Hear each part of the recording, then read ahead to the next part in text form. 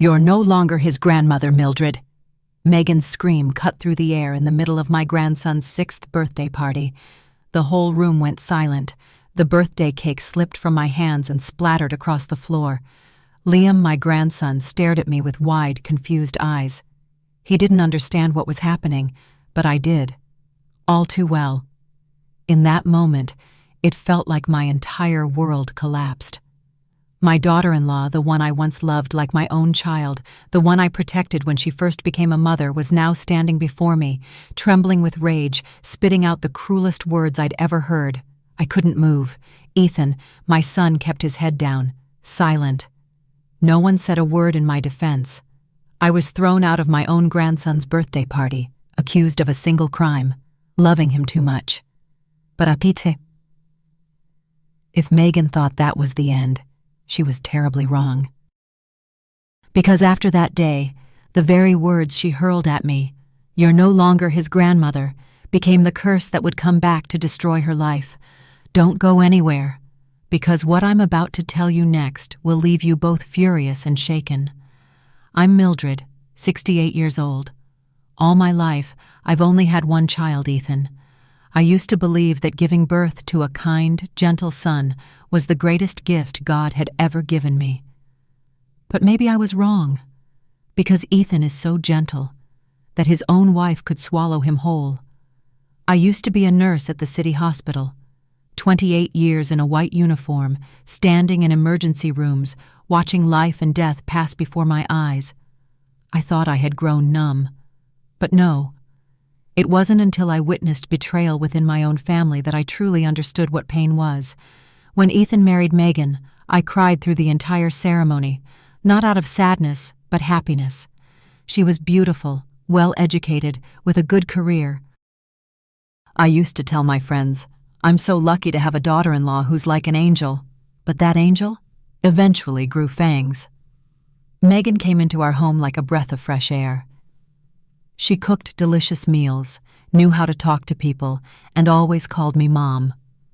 Every morning she'd make me a cup of ginger tea and remind me gently, "Mom, don't stay up so late, your heart's not as strong anymore." Back then, I truly believed I'd found myself another daughter. Then Liam was born, my first grandchild. It felt like the whole house lit up with joy. I still remember the first time I held him. He was so tiny, his skin smelled like milk, and his little hand gripped my finger so tightly that I almost cried. "His name's Liam," Ethan said with a smile. "It means protector, so he can protect you, just like you've always protected me." That night, I cried myself to sleep out of happiness. For the first 3 years, everything was peaceful. I often watched Liam while Megan was at work. We were inseparable. He wouldn't fall asleep unless I sang to him. Every afternoon, when I picked him up from preschool, he'd run toward me shouting, "Grandma, I won!" And he'd hold up his little plastic car like a trophy. Just that, just his laughter was enough to wash away all my exhaustion. But everything started to change. After Megan got promoted, she became the chief financial officer at an investment firm. From that moment, her tone, her gaze, everything about her shifted.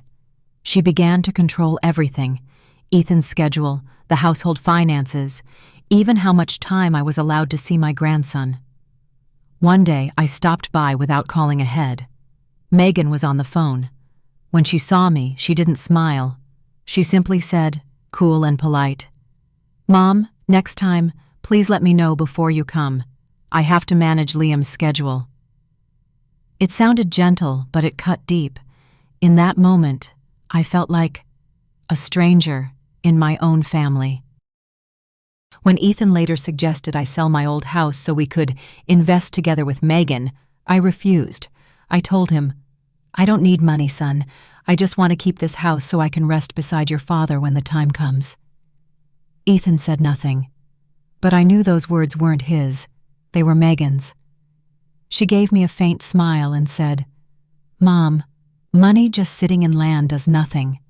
I can double or even triple it in a year." I looked at her and replied, "I've lived almost my whole life. I don't need to double anything. I just want peace."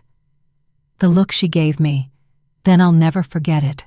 Cold, sharp, like a blade. After that, I began to feel myself slowly pushed out of their lives. Ethan called less and less. Whenever I visited, Megan always had an excuse. Liam's studying, Liam's napping, Liam's out with friends. Once I waited over an hour in the yard just to see him. When he finally ran out, I opened my arms to hug him, but Megan's voice sliced through the air. "Liam, get back inside right now, don't run around." Her tone was so harsh that the little boy froze in fear. That night, I sat at home staring at an old photo, one from the day we all went to the park. Ethan holding Megan's hand and me carrying Liam on my shoulders. We were all smiling. Now it's just me staring at that photo, wondering what I did wrong. Then one day, Liam hid in his room and called me on his smartwatch. "Grandma, I miss you." My throat tightened. "I miss you too, sweetheart." "But Mommy said you don't love her, so I'm not allowed to see you." I froze. "Who told you that, honey?" "Mommy did. She said you hate her, so you hate me too." His little voice trembled. I didn't know what to say. All I could do was cry quietly, tears soaking my hands. What I didn't know was that just a few weeks after that call, Megan would do something I'd never forget. Right there, at Liam's birthday party, in front of everyone, she screamed the words that pierced straight through my heart. "You're no longer his grandmother." And from that very moment, my whole family began to fall apart. After that birthday party, I practically vanished from my son's life. No one ever said it outright, but their actions made it clear I was no longer greeted, no longer texted, no longer welcome to visit. At first, I still tried calling to check on Liam, but every time he heard my voice, Megan would immediately cut in. "Liam, hang up, sweetheart. It's study time." And a second later, the line went dead. I couldn't understand what had turned a woman who once called me Mom into someone so cold. But the answer came sooner than I expected. One April evening, Ethan called me. His voice was hoarse. "Mom, I've been thinking about investing. Megan says if we sell your old house and use that money as capital, once it turns a profit, we'll buy you an even better one." I stayed silent for a few seconds, then said, "I don't need a better house. I just need this one. Your father's ashes are still here." There was a long pause on the other end. Finally, Ethan sighed. "You know, Mom, Megan only wants what's best for you." I gave a faint laugh. "Son, some people say they're doing things for your own good, but what they really mean is for theirs." The next day, I got an email from the bank. My savings account had been temporarily locked for verification of joint ownership. I froze. I had never authorized anyone else on that account. When I went to the branch to check, the clerk showed me a copy of a power of attorney with my signature on it. My hand shook as I held the paper. The signature looked perfectly identical, but I knew it wasn't mine. "Who sent this document?" I asked. "It came from a verified email address, Mildred.Johnson at—" My heart stopped. I'd never used that address in my life. And in that instant, one name echoed in my mind. Megan. She worked in finance, had lawyer friends, knew every loophole in the system. With just a few clicks, she could turn everything that was mine into hers. That night, I called Ethan. My voice was trembling, like someone who'd lost their mind. "Ethan, listen to me. Someone's impersonating me to steal money from my bank account." "Mom, what are you talking about? The signature was forged. I never signed any authorization." "You're accusing Megan, aren't you?" His voice suddenly went sharp. "I'm not accusing anyone. I'm telling you the truth." "Stop it, Mom. I don't want to hear any more. You always need someone to blame." I heard the sound of the phone hitting the table, and then the call ended. My chest ached as if someone had wrapped a fist around my heart and squeezed. That night, I couldn't sleep. I sat in the dim yellow light of the living room, staring at an old photo taken when Liam was 2. Megan was beside me, smiling warmly, her hand resting on my shoulder like a devoted daughter. I remembered saying, "You are the greatest blessing this family's ever had." Now, I just felt like a fool, someone who believed in a blessing that never existed. A week later, the next blow came. A real estate brokerage company sent me a letter asking me to confirm the sale of my house, the very house I was living in. I hadn't signed anything, yet the documents clearly stated, "Preliminary transfer order authorized by financial representative, Megan Carter." I threw the letter onto the table, and in that moment, I understood. She didn't just want my money. She wanted to erase me from my son's life entirely. If she took my house and my accounts, I'd have nothing left. No home to return to. No reason to exist. I sat there for hours silent, dry-eyed, hollow.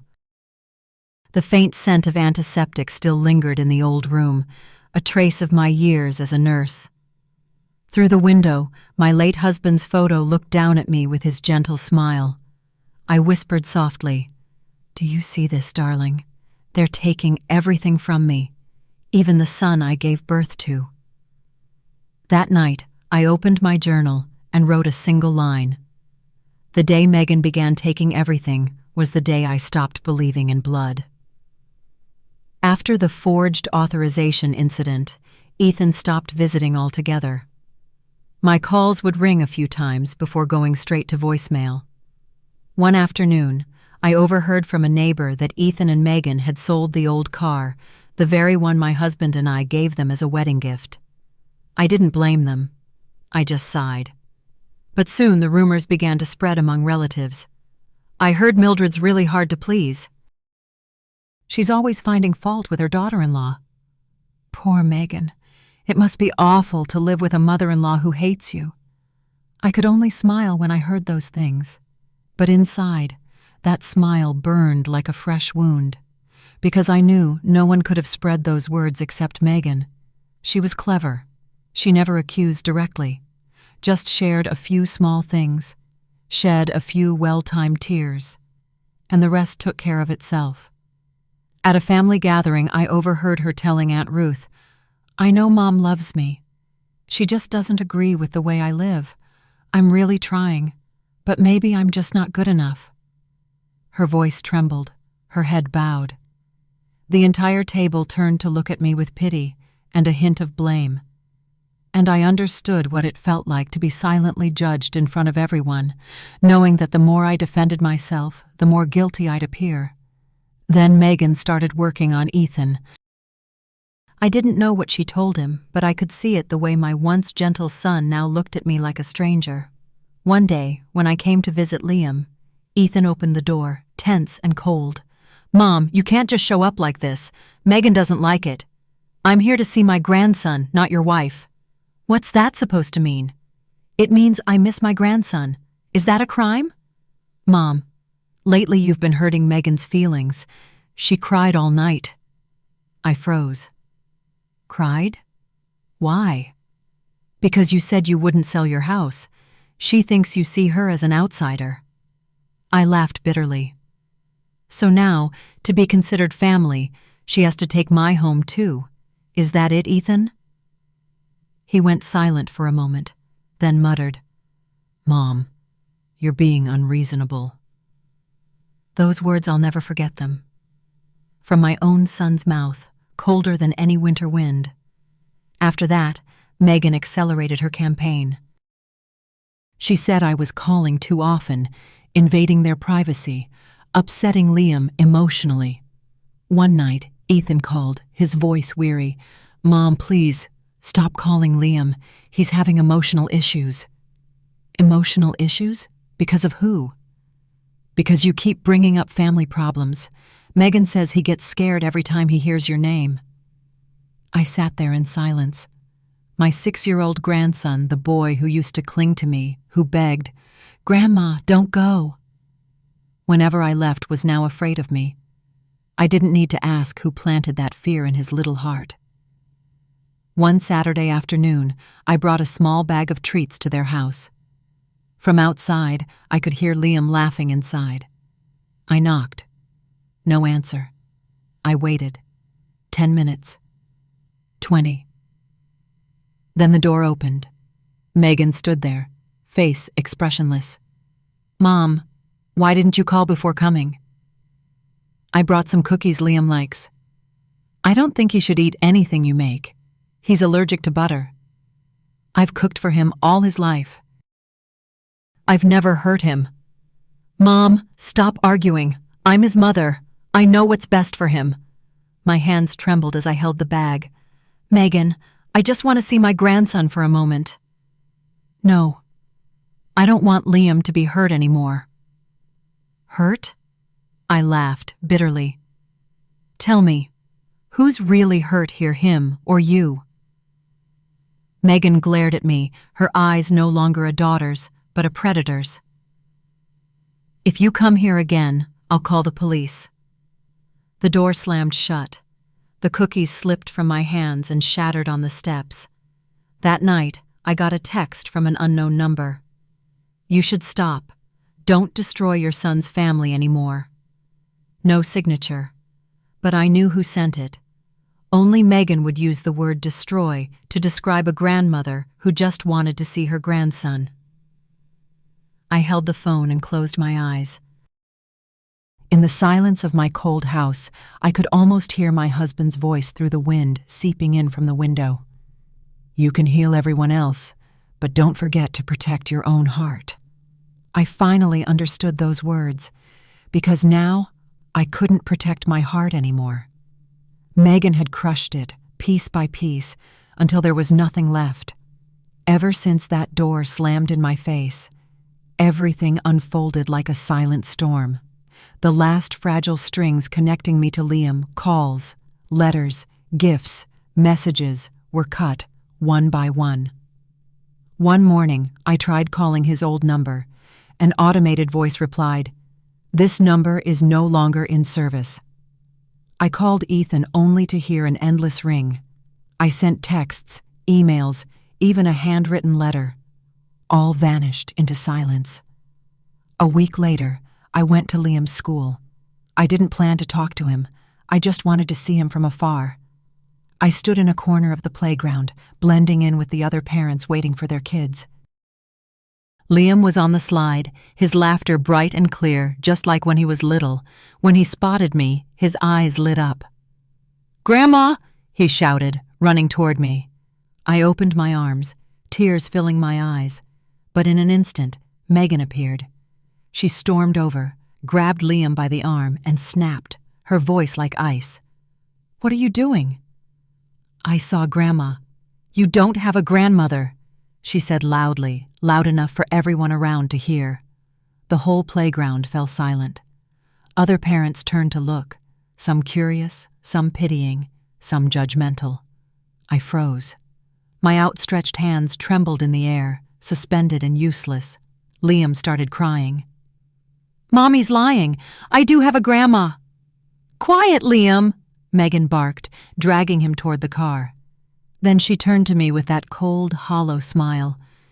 "You should know when to stop. Your son's had enough." She slammed the door shut and drove away. I stood there in the middle of the playground, surrounded by the sound of children's laughter, but all I could hear was the sharp sting of it, like knives cutting through my chest. That night, I sat by the window, staring at the empty yard outside. I opened the drawer and took out a small gift box, the smartwatch I had given Liam for his last birthday. I remembered that night vividly.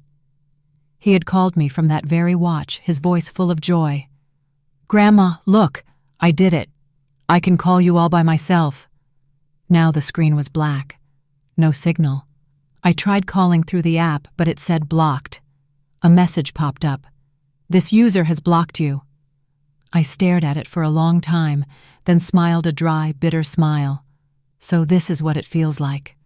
Being blocked can hurt more than being struck. The next day, I received an email from Liam's school. At the parents' request, please refrain from contacting or attempting to pick up student Liam Carter. Just a few lines on an official form, but it was enough to erase me completely from the list of people who loved him. I no longer had the right to see my grandson, no longer had the right to love him. I went to the hospital for a heart checkup. The doctor said softly, "You need rest, ma'am. Avoid stress. Your heart's very weak." I smiled faintly. "I'm not stressed, doctor. I'm just empty." That night, the house was utterly still. I could hear the clock ticking, each beat counting down the rest of my life. I picked up my phone and typed out a message. "Grandma loves you, Liam. Whether you remember me or not, I'll still be here, waiting." But I didn't send it. I just saved it in drafts. I knew then that in Megan's world, I no longer existed. She hadn't just taken my money or my home. She had stolen the very memories a child once held of his grandmother. And there isn't a medicine in the world that can heal that kind of wound. The next morning, I went to the market. The flower seller greeted me kindly. "What can I get you today, Mrs. Mildred?" "A bouquet of white chrysanthemums," I whispered. "Someone passed away?" I smiled sadly. "No one died. I'm just saying goodbye to someone who's still alive, but no longer remembers me." I still remember that morning vividly, the day Liam turned 6. I wasn't invited. But how could a grandmother simply stay home when her grandson was turning 6 and she couldn't even hug him? I'd stayed up all night carving a small wooden robot as a gift. I etched his name, Liam, across its chest. Every cut of the knife was a heartbeat. I told myself, no matter how much Megan despised me, if Liam smiled when he saw this gift, it would be enough. That afternoon, I went to their house. The place was decorated beautifully. Balloons filled the yard, music thumped through the speakers. Adults were laughing, kids running everywhere. I stood at the gate, waiting for Ethan to answer. But it wasn't him who opened the door. It was Megan. She looked me up and down, her voice flat and cold. "What are you doing here?" "It's Liam's birthday," I said softly. "I just wanted to wish him well." "That won't be necessary. We're busy. I'll just stand outside. I won't bother anyone." She let out a sharp, mocking laugh. "Outside? This is my house, and no one invited you." I looked past her and saw Liam, laughing, clutching a balloon in his little hand. When his eyes met mine, they lit up. That same light that had kept me alive all these years. "Grandma!" he shouted, running toward me. I smiled and took a step forward, but Megan stepped in front of me, her voice shrill. "No! Go back inside!" The room fell silent. All eyes turned toward us. Ethan came over, uneasy. "Megan, stop! Let Mom—" "No!" she screamed, her face flushing with anger.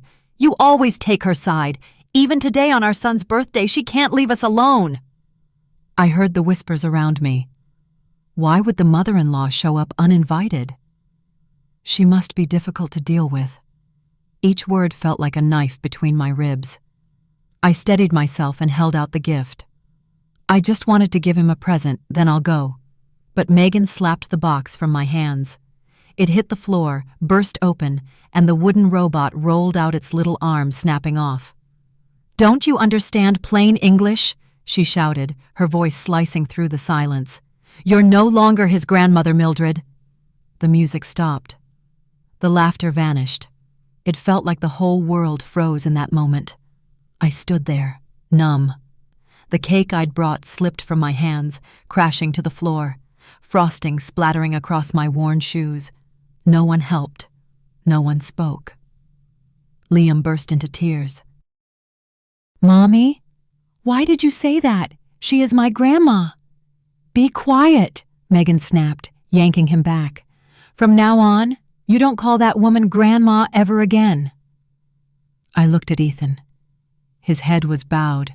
He didn't move, didn't say a word. Only silence, cold, heavy, deadly silence. I turned and walked away.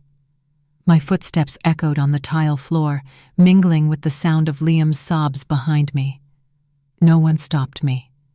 The door closed, cutting me off from the light, the laughter, and the only child I'd ever truly lived for. I walked home in the rain. It soaked through my clothes, blending with my tears. I couldn't tell which was which. By the time I reached my door, I collapsed onto the steps, drenched and shaking. Only one thought pulsed in my mind. If today they could humiliate me like this, then tomorrow I will not stay silent. I opened the cabinet and took out my late husband's old notebook. Inside was a business card, a lawyer friend who once owed me a favor. I ran my fingers over it and whispered, "It's time, Harold. I need your help to take back what's mine." That night I didn't cry anymore. The tears in my eyes had turned to fire, and from that moment on, the real game began. 3 weeks after Liam's birthday, news traveled through the family faster than the wind. Mildred got thrown out of the party by her daughter-in-law. People gossiped, some pitied me, some sneered, but none of them knew. I was already planning my next move. That day, Aunt Ruth hosted the family's annual gathering and invited everyone. I knew Ethan and Megan would show up. Those two never missed a chance to put on a show. And I, the woman they all thought had lost her mind, would walk in again like a gust of wind blowing the wrong way. I wore a dark blue dress, pinned up my hair neatly, and put on my husband's old pearl earrings. Before leaving, I looked at myself in the mirror and whispered, "This old woman has cried enough. Now it's time to make them shake." The gathering took place at a downtown restaurant. I arrived early and chose a seat at the end of the table. When Megan walked in with Ethan, she froze for a moment. Our eyes met, cold, sharp, silent. "Mom," Ethan murmured, as if afraid someone might hear. "Hello, son," I said softly. "I'm still alive, so I thought I should come." The entire table went silent. The air turned thick and heavy. Aunt Ruth forced a smile, trying to ease the tension. "Come on now, we're family. Let's just enjoy the evening." But everyone's smiles were crooked. They were waiting for the scene to unfold. Megan sat down, smirking. "Mom, I think after what happened, it's best if you just let us live in peace."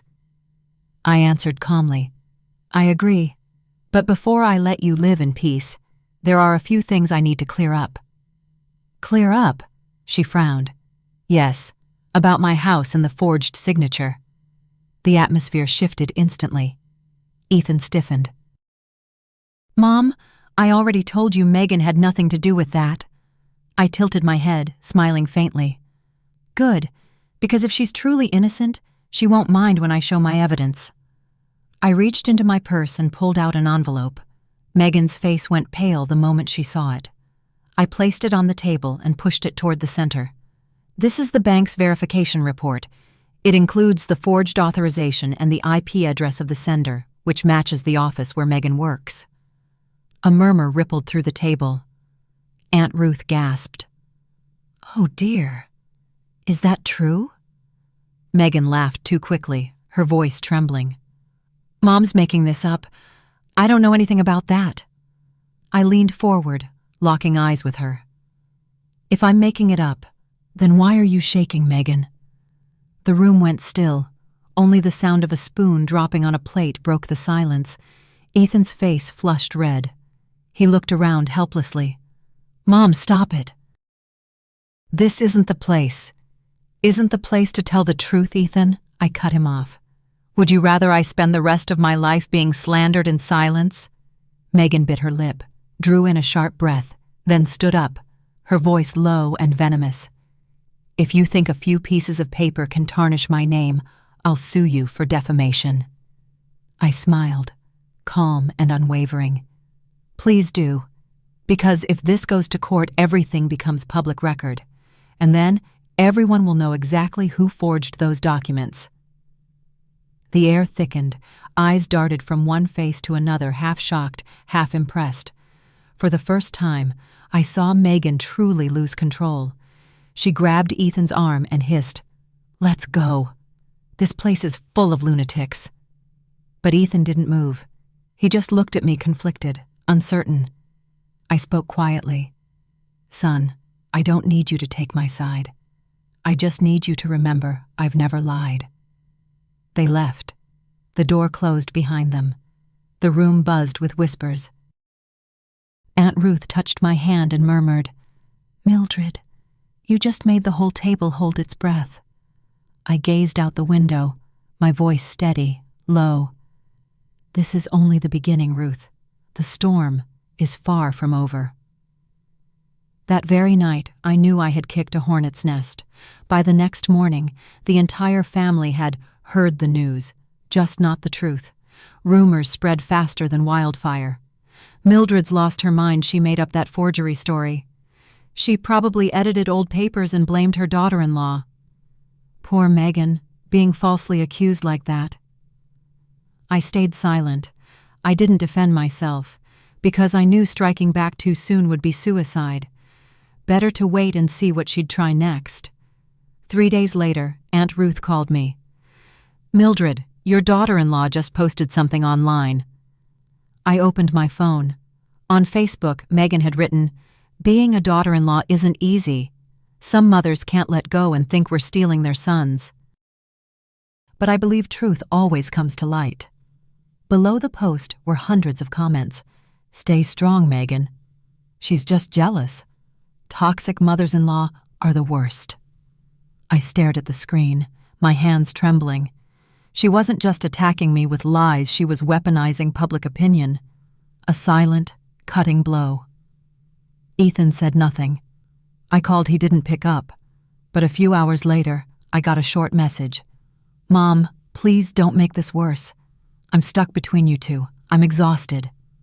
I typed back, "You're tired, but I'm being destroyed. Do you see the difference?" Message sent. No reply. The next day, a package arrived.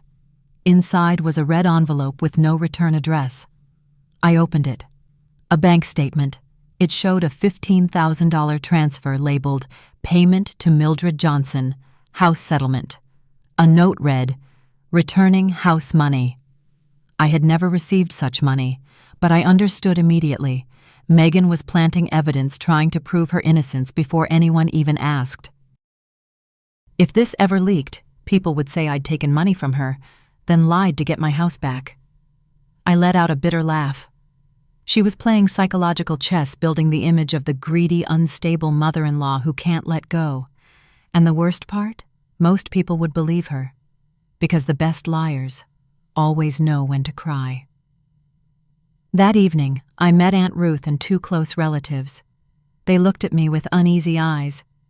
"Mildred," Ruth began, "Megan's been crying nonstop. She says you're accusing her unfairly, that you're depressed and can't tell what's real anymore." I didn't react. I just sat still.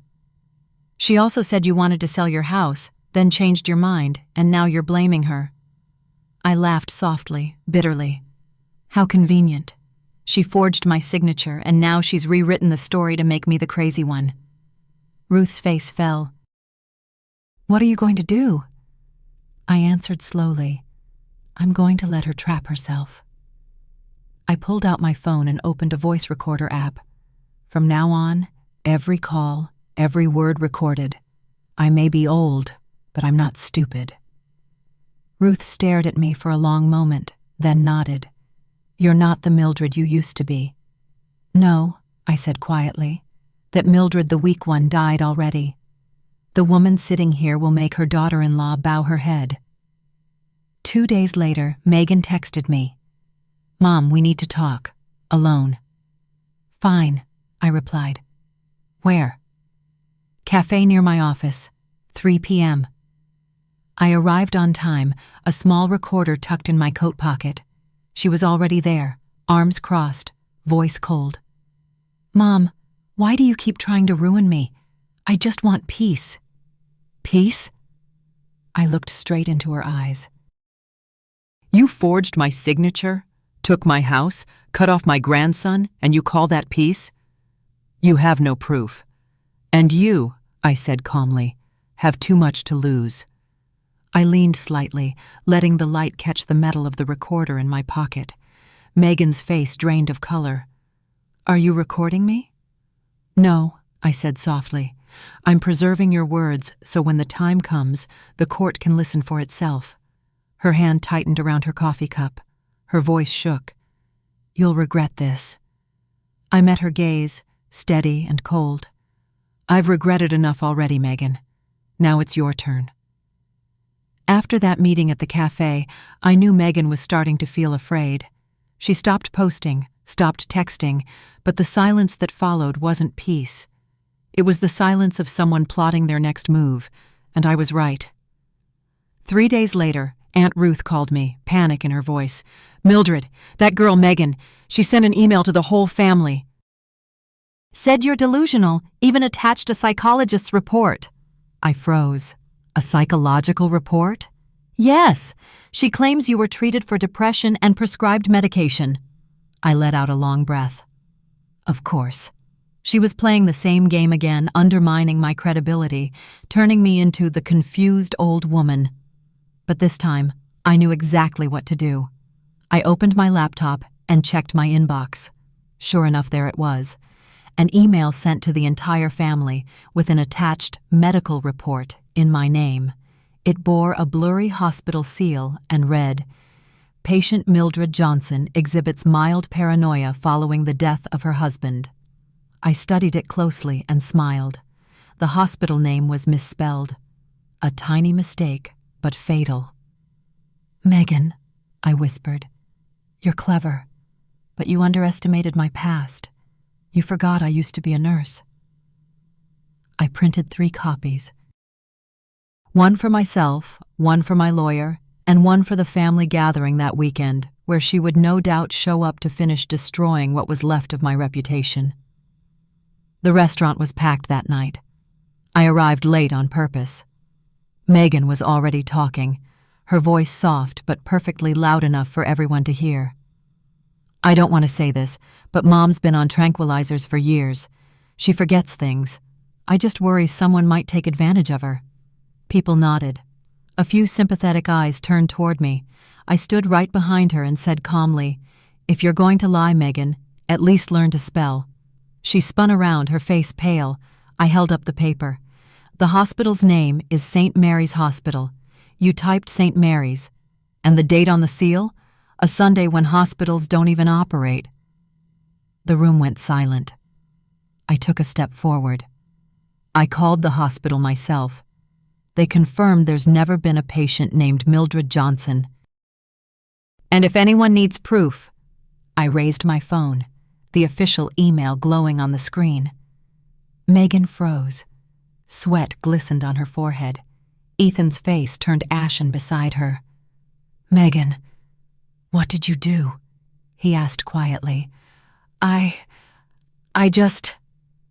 Just what?" I cut in sharply. "Just forged another story to cover up what you've already done to my family?" Ruth spoke up, her voice stern. "Megan, this isn't a mistake. You falsified medical records, that's a crime." Megan's lips trembled. Then she sank into her chair, speechless. For the first time, the proud, calculating woman couldn't find a single word. The atmosphere shifted instantly. Whispers spread around the table. She really did that? Poor Mildred, so she was telling the truth. I always knew she wasn't crazy. Ethan rose slowly, his voice hoarse. "Mom, I'm sorry. I didn't know she went this far." I looked at my son and said quietly, "Sometimes not knowing is still a sin." Megan lifted her head, tears streaming down her face. "Mom, I just wanted to protect my family." "No," I said, my tone steady and cold. "You didn't want to protect, you wanted to own, and when you couldn't own it, you destroyed it." The room was heavy with silence. No one spoke. I gathered the papers, stood, and walked out. Outside, the night was cool. A soft wind carried the scent of rain. I looked up at the sky and took a deep breath. For the first time in months, my chest felt lighter, because the mask had finally fallen, and from that moment on, I was no longer afraid. After that night, I knew this war was no longer confined to family drama. Megan had crossed into my dignity, my finances, my very right to exist. If I stopped now, she'd find another way. And next time, I might not have the strength to fight back. I called Harold Benson, my late husband's old friend, a retired lawyer who still advised a local law firm. His voice was raspy over the phone. "Mildred, I heard what's happened." "Are you sure you want to go through with this?" "I have no choice, Harold. I've stayed silent long enough." "Good. But remember, this isn't a family feud anymore. This is a legal battlefield." The next morning, I went to his office, carrying everything I had: the property deed, the forged emails, the bank's verification documents, and the audio recording from the cafe. Harold reviewed each page carefully, not saying a word. After a long moment, he looked up, eyes sharp. "Mildred, you've been holding all the cards without realizing it. This is enough for both a civil and a criminal case." "I don't want money," I said. "I just want justice." "Justice and money often meet at the same address," he replied with a smirk. "Leave the filings to me." A week later, Megan's accounts were temporarily frozen for suspicious financial activity.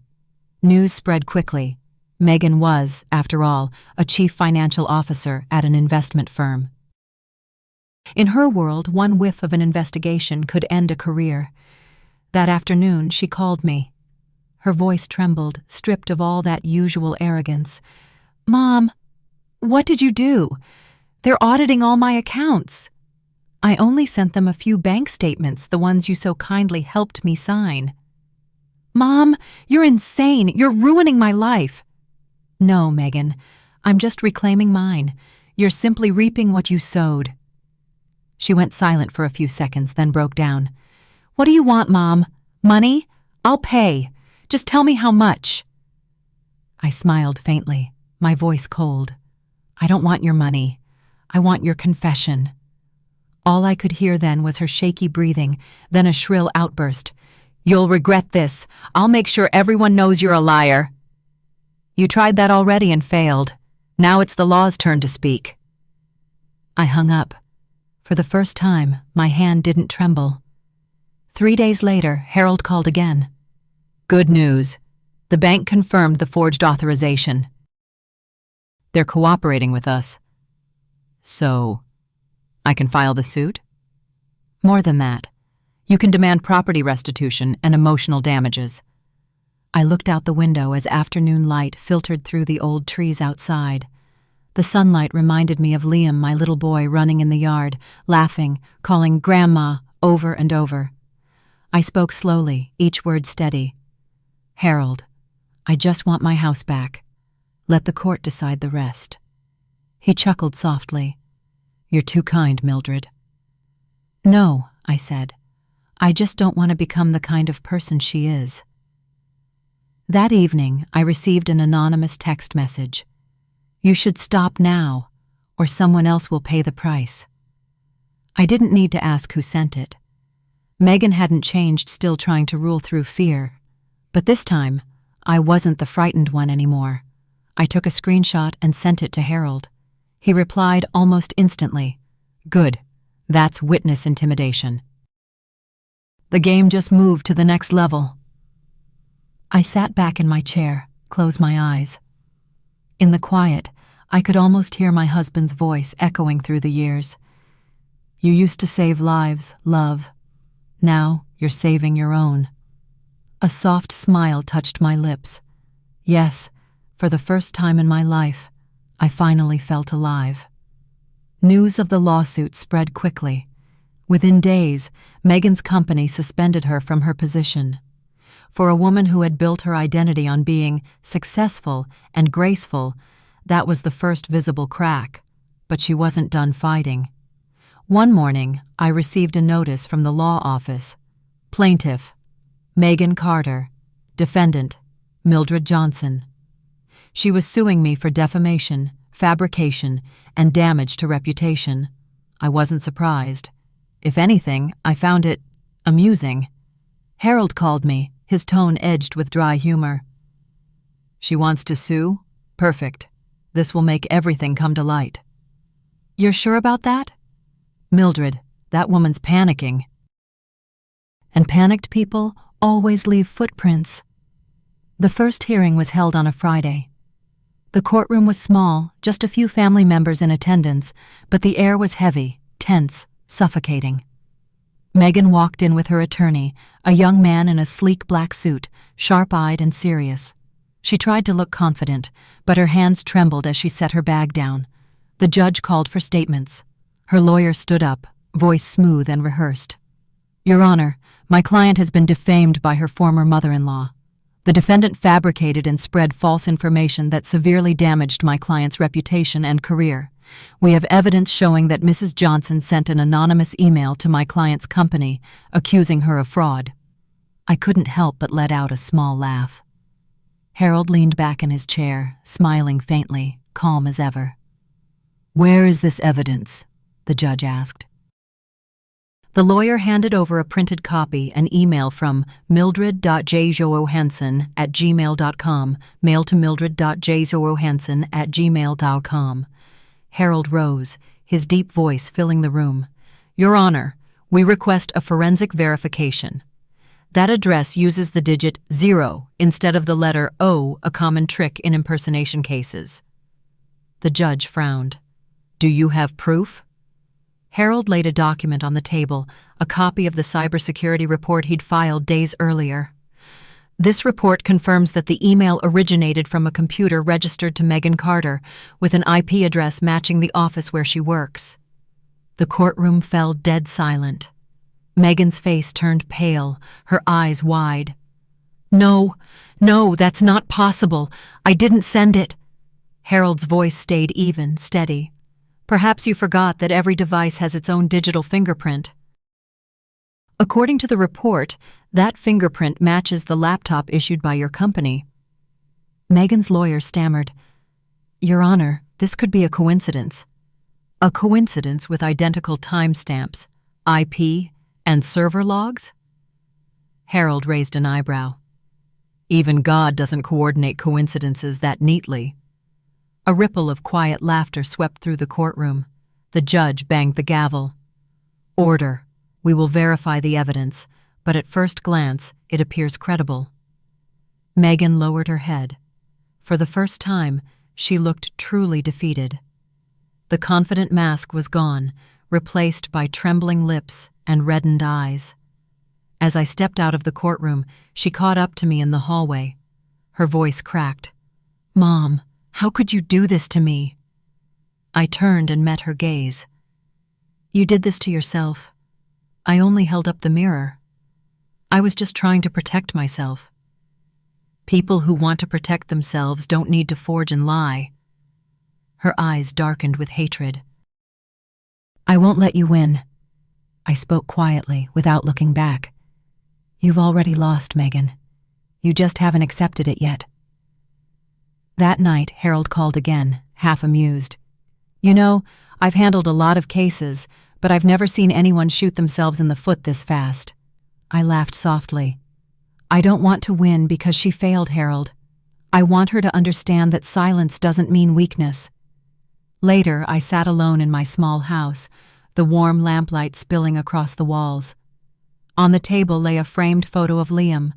I touched the glass gently, tracing his smiling face, and whispered, Everything I'm doing, my darling, is so you can grow up never having to learn how to lie like your mother.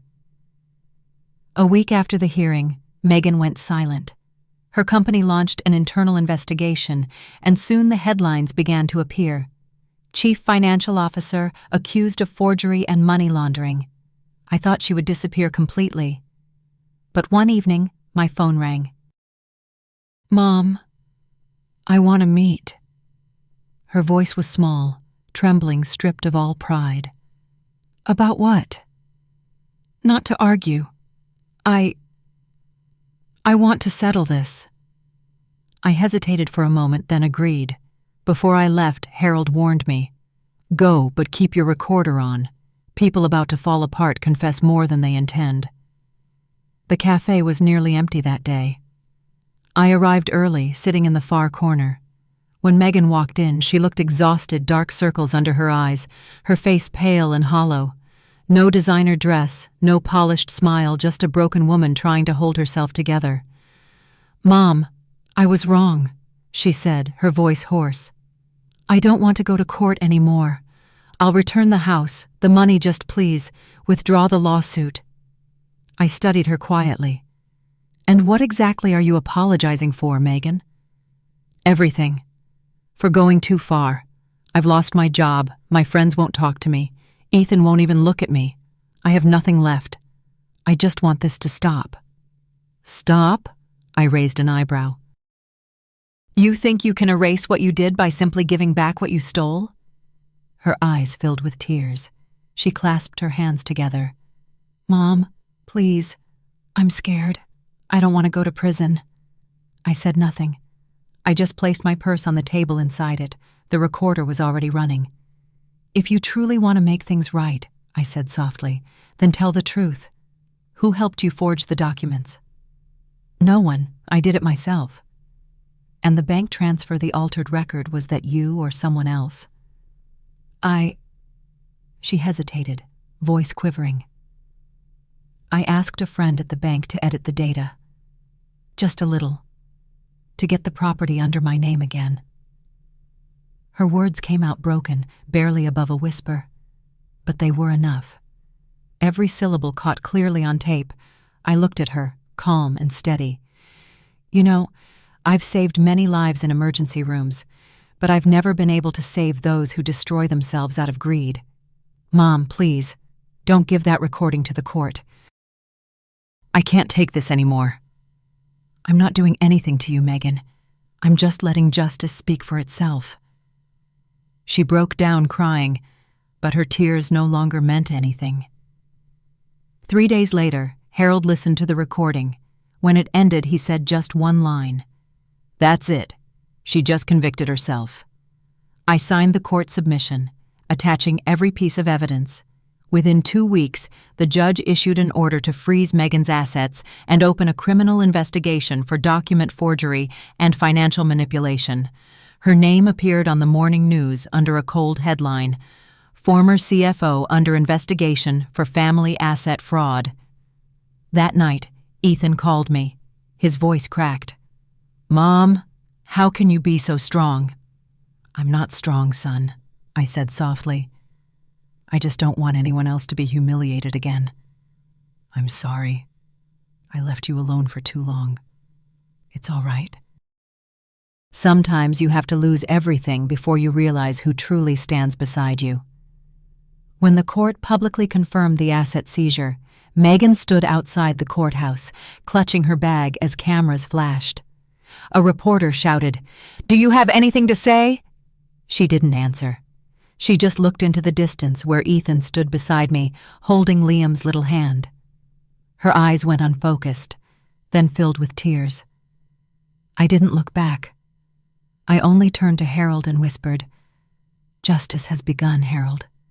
Now I just hope her conscience wakes up too." He nodded quietly. "Justice may come late, Mildred, but it never fails to show up." I smiled faintly and walked away.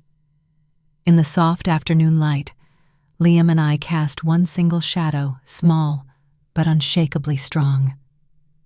Monday morning, I was making coffee when my phone began buzzing nonstop. It was Aunt Ruth, her voice trembling. "Mildred, have you seen the internet? That recording, it's everywhere." I froze. "Which recording?" "The one from the cafe, Megan's confession. Someone leaked it." I grabbed my phone. Social media was flooded with videos titled, "Exclusive.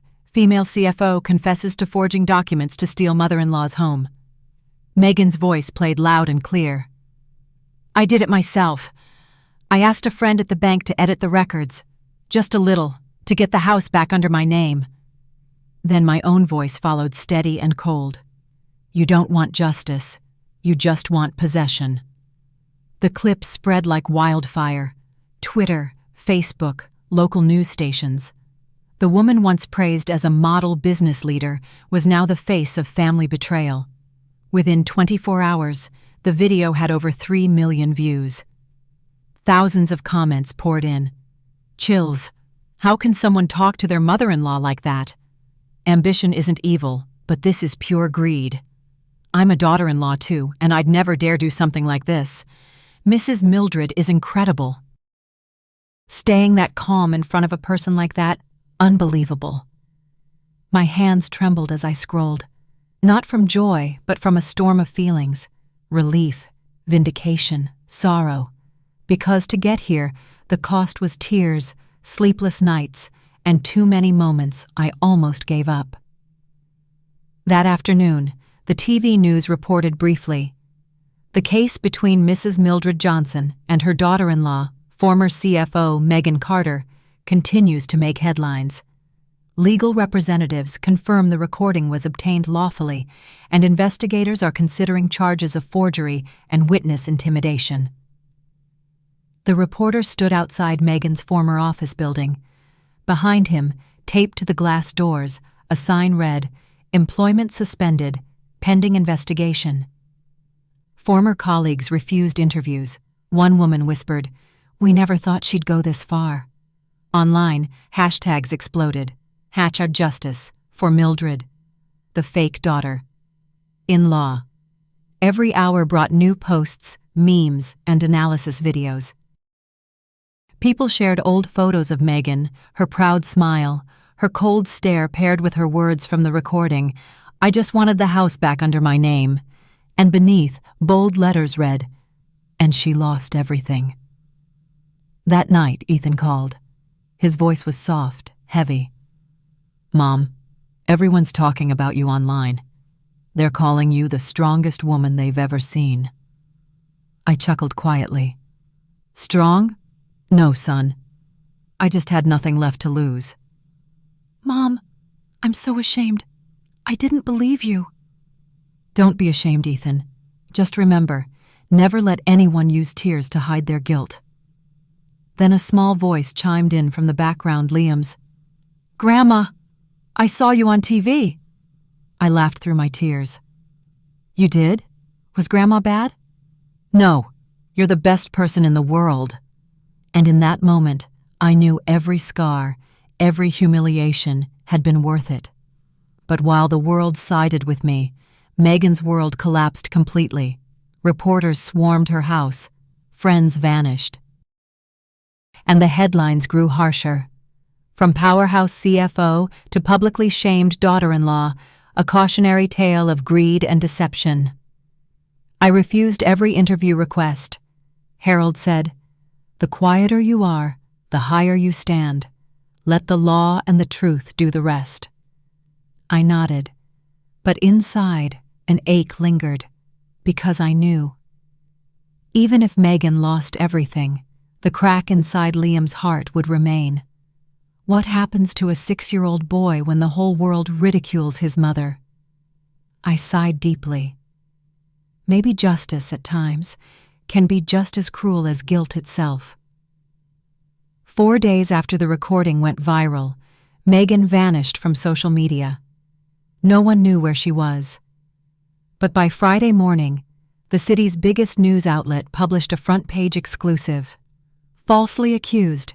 Female executive. I'm just a victim of my mother-in-law's power games." I couldn't help but laugh.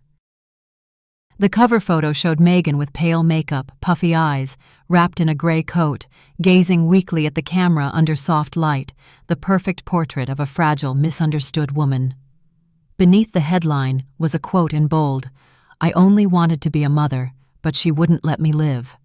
She had clearly hired a PR team crafting herself into the victim of manipulation. The article was over 2,000 words, painting me as a jealous, controlling old woman who had fabricated a forgery story to get revenge on her daughter-in-law.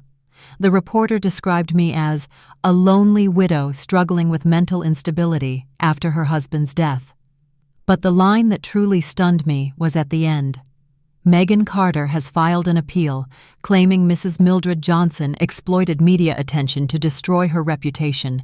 She promises to release real evidence in the coming days. By noon, my phone was buzzing nonstop. Relatives called, reporters called.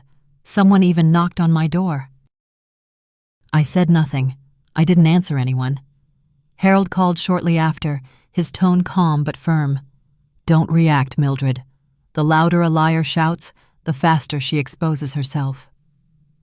2 days later, Megan reappeared on a live talk show. I sat in my living room, the TV glowing in the dim light, watching her sit across from the host.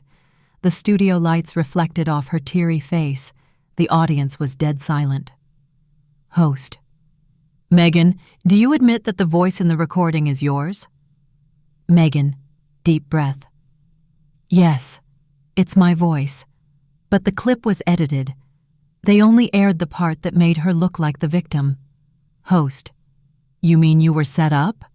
Megan: "Yes. She secretly recorded me and pressured me to say things that weren't true."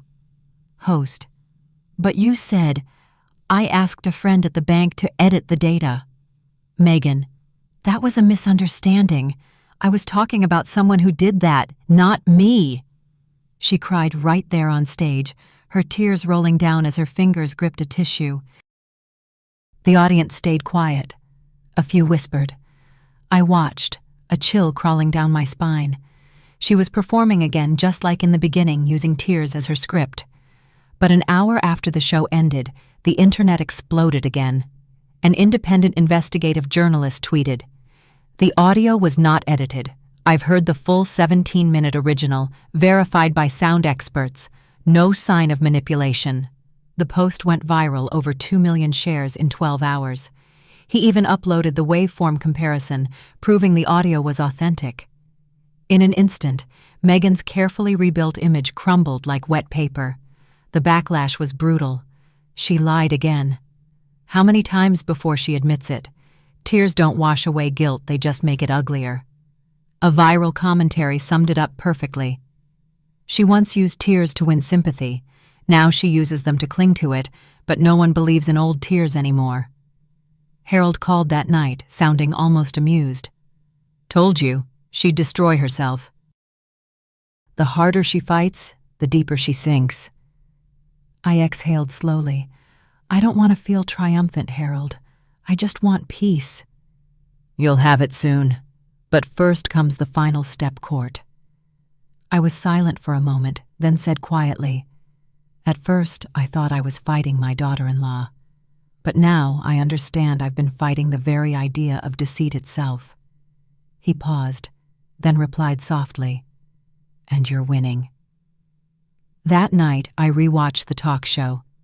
Megan crying, trembling, claiming to be a misunderstood woman. I didn't laugh. I didn't get angry.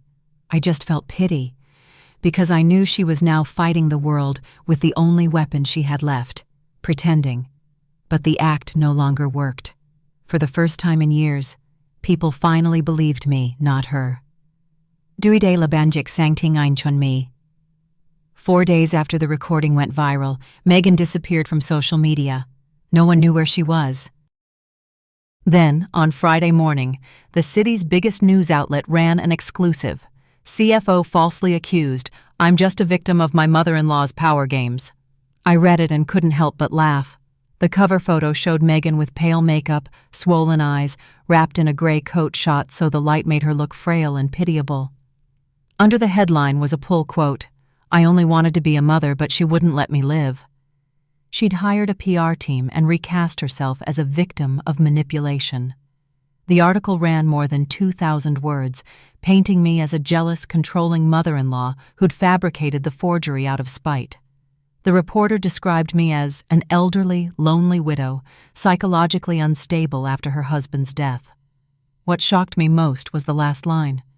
Megan has filed an appeal, claiming Mrs. Mildred Johnson exploited the media to smear her name and promises to release real evidence in the coming days. My phone rang non-stop all morning, relatives calling, reporters calling, strangers knocking on my door. I stayed quiet and answered no one. Harold rang and said in a low, steady voice, "Don't react, Mildred. The louder a liar shouts, the sooner she reveals her holes." 2 days later, Megan reappeared on a primetime talk show. I sat before the TV and watched her face the host. Studio lights made the audience fall silent. The host asked, "Megan, do you admit that voice on the recording is yours?" She drew a breath and nodded. "Yes, that's my voice, but the clip was edited. They only aired the parts that serve her." "So you were set up?" "Yes. She secretly recorded me and edited me into saying things I didn't mean." "But you said, 'I asked a friend at the bank to edit the records.'" "That was a misunderstanding." "I was talking about someone else who did that, not me," she cried on camera, tissues clutched in her hands. The studio audience was quiet, a few whispers here and there. I watched and felt a chill. She was performing the same act she had from the beginning, tears as a substitute for truth. But an hour after the show, social media exploded again. An independent investigative reporter posted on Twitter, "The audio was not edited. I heard the full 17-minute original and had it authenticated by sound experts. There's no sign of manipulation." That tweet got over 2 million shares in 12 hours. He posted waveform comparisons, proving the clip was genuine. Overnight, everything Megan had staged collapsed like a sandcastle. The public turned on her fast and hard. She lied again. How many denials before she admits it? Tears don't wash away guilt, if anything, they make it more contemptible. One widely shared commentary said, "She once used tears to win sympathy. Now she uses them to cling to it, and no one believes old crocodile tears anymore." Harold called that night and was almost amused. "I told you she'll destroy herself. The more she fights, the deeper she sinks." I exhaled. "I don't want to feel triumphant, Harold. I just want peace." "You'll get it soon. One last step court," he said. For the first time I realized I wasn't just fighting my daughter-in-law. I was fighting deceit itself. "And," he added quietly, "you're winning." That night I watched the talk show replay. Megan crying and pleading to be misunderstood didn't make me laugh or angry, only pity. She was down to her last weapon, pretending. But that tactic no longer worked. For the first time in years, people believed me, not her. 3 days after the failed talk show, Megan disappeared again. No social accounts, no phone. Her company released a terse statement. "Fingroup terminates Mr. Megan Carter's employment due to serious breaches of professional ethics and harm to the organization's reputation." The wording was clinical. For a woman who once prided herself on position and status, it was a death sentence. I read the notice in silence, not joyful, not gloating, only hollow. Every victory has a price, and this price was a life consumed by hunger for more. The press didn't let up. Websites recycled photos of her smiling at events, holding awards, speaking to students.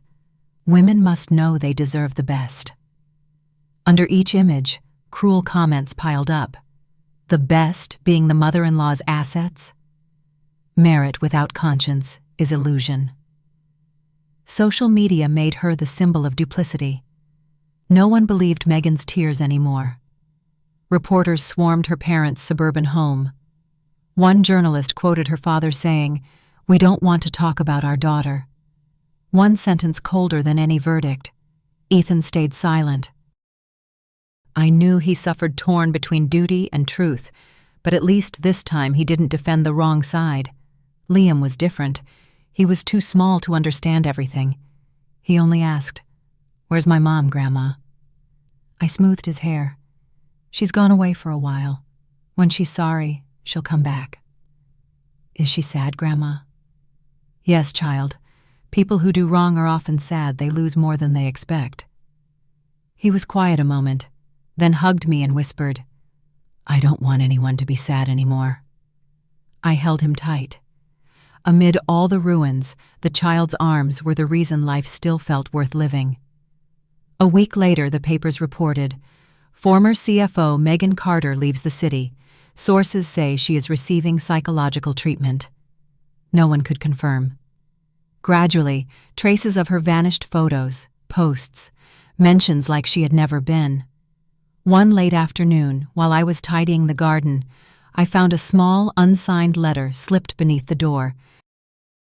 It read in trembling handwriting, "Mom, I am not asking for forgiveness, but I hope at least Liam still remembers me as his mother." No address, no signature, just shaky letters I knew were hers. I stood very still for a long time. Sunset light poured through the window and blurred the ink. I didn't cry. I folded the note gently, placed it on the altar beside my husband's photo, and whispered, "She paid the price, dear. Now let us leave her be." That night, I looked out the window as rain began to fall. My reflection looked back aged but composed. The media war had ended. Now only justice in black and white remained. Harold called. "Are you ready, Mildred?" "Yes," I answered, steady as steel. "It's time to finish this at court." "This time, not only the law," he said. "The whole world will watch." I smiled and looked up. Far off, thunder rolled. The final storm was coming. This time I would not retreat. The city courthouse opened its doors on a gray Monday morning. A fine drizzle fell from the sky. The air was damp, heavy, and so was my heart, weighted, yet calm. I stepped out of the car with Harold. He'd aged since all this began, but his eyes were still sharp as glass. "Ready, Mildred?" "I've been ready since the day she screamed I wasn't Liam's grandmother anymore." The courtroom doors swung open. Cold air. Quiet like a lake before a storm. Rows of benches filled the room. Reporters, relatives, old acquaintances. Fluorescent lights cast a sterile white glow on the polished stone floor. Megan was already seated. I recognized her instantly, not by her face, but by her eyes. Once proud, now hollow. She wore a gray coat, the same one from that newspaper photo weeks ago. She glanced at me and whispered, "Mom." I answered evenly, without hatred or pity. "Call me Mrs. Johnson. Today, we're not family, we're opposing sides in a court of law." The session began. The judge read the summary. Case 4128. Mrs. Mildred Johnson versus Mrs. Megan Carter on charges of forgery, property misappropriation, and witness intimidation. Harold rose first. His presentation was steady, methodical, each piece of evidence laid out like clockwork. The bank's official verification of the forged authorization, the cybersecurity report linking the logins to Megan's work computer, the audio recording from the cafe meeting. When the recording played, the air in the room froze solid. Megan's trembling voice filled the speakers. "I did it myself. I asked a friend at the bank to fix the data. Just a little, to get the house back under my name." The sound echoed through the chamber, sharp and clean as a blade. From the press rows, someone drew a sharp breath. A few of my relatives lowered their eyes, unable to meet mine. The judge tapped his gavel softly. "Defendant, explain this statement." Megan stood, her hands shaking, her voice brittle, but still trying to hold its form. "Your Honor, I said that in an emotional state. I never actually forged anything. It was all a misunderstanding." Harold's tone cut through the silence. "A misunderstanding? Then how did you know the precise internal procedure of the bank's authorization system? You described technical terms only a financial employee would know." Megan's lips parted, but no words came. The judge regarded her quietly for a long moment. "Does the defendant have any witnesses to support her claim of innocence?" Silence. Her lawyer finally stood, hesitating. "Your Honor, my client tried to contact a potential witness, an employee from the bank, but that person has recently left the country. Harold gave a small, knowing smile. What a coincidence. The court adjourned for a 15-minute recess. I walked out into the hallway, stood by the large window, and watched the rain slide down the glass. In each droplet, I saw my own reflection. An old woman, trembling, but still standing. Then came soft footsteps behind me. Megan. Her voice was barely a whisper. "Mom, please don't push me any further." I turned, met her eyes. "I'm not pushing you, Megan. You chose this road yourself." "I just wanted to keep my husband, my son. I was scared of losing everything." "And you thought the way to keep them was by stealing from someone else?" She broke down crying. This time, the tears were real. But I no longer softened the way I once would have. "If you're afraid of losing," I said quietly, "why weren't you afraid of losing yourself?" She bowed her head, sobbing, while I turned and walked away, leaving behind not an enemy, but a small, broken figure in the cold hallway of a courthouse. When I returned to the courtroom, Harold glanced up and gave a single nod. "You all right?" "Yes." "Good. Now, let's let justice speak." The judge re-entered. Everyone stood. The gavel struck 3 times sharp, final, heavy with the weight of years endured. "This court will reconvene in the afternoon to hear the final witness." I frowned slightly. "A witness? Who?" Harold's smile was faint, almost secretive. "Trust me, Mildred, this afternoon someone will walk in and silence the entire room." I stared at him, confused. "Who? Harold?" He leaned closer, his voice soft as a breath. "Someone she never thought would show up, Ethan." The afternoon light inside the courtroom had dimmed. Outside, the sky had turned the color of dull lead, heavy, still, expectant. The judge's voice echoed through the chamber. "Next witness, Mr. Ethan Carter." A murmur rippled across the room. Megan turned sharply, her face draining of color. "Ethan? No. He wouldn't." But he already had. Ethan stepped through the doors, wearing a plain white shirt, no tie. He looked thinner, hollowed by sleepless nights, but his steps were steady. When his eyes met mine, I felt a mix of pain, pride, and relief twist in my chest. "State your relation to both parties," the judge said. "I'm the son of Mrs. Mildred Johnson, and the legal husband of the defendant, Megan Carter." Silence. Only the faint scratch of a pen taking notes. "You are here as a witness, Mr. Carter. Please state what you know." Ethan drew a long, shaky breath, fingers interlaced tightly. "Your Honor, I don't know where to begin." Harold rose, his voice calm but firm. "Start with the truth, Ethan. Only the truth." Ethan lifted his head and looked directly at Megan. "Megan, I once loved you so much, I thought you were my whole world. But now I see I let you turn me into a man who stayed silent." "Don't," she interrupted, trembling. "You don't understand, they're using you." "No, Megan." His voice steadied, quiet but cutting. "For the first time, I understand exactly what I'm doing." The room held its breath. Ethan turned to the judge. "I want to admit that I knew Megan had forged the documents. She told me it was just a temporary arrangement, that once things settled, she'd transfer everything back. I believed her. I signed papers without reading them, and I let my mother be humiliated because of my silence." A stunned gasp spread through the courtroom. "You confirm this under oath?" the judge asked. "Yes, Your Honor. I swear it's the truth." Megan shot to her feet, shouting, "You're lying! She made you say that!" Ethan looked at her with heartbreaking calm.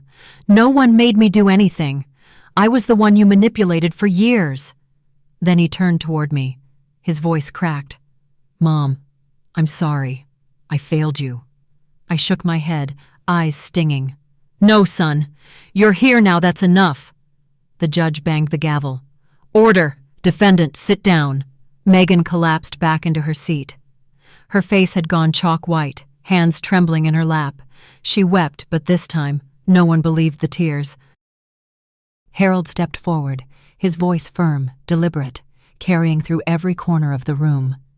"Your Honor, we have just heard testimony from the one person who witnessed it all, the husband, the son, the man who stayed silent out of love and fear, and today he chose truth, not for vengeance, but so his 6-year-old child can grow up in a home free of deceit."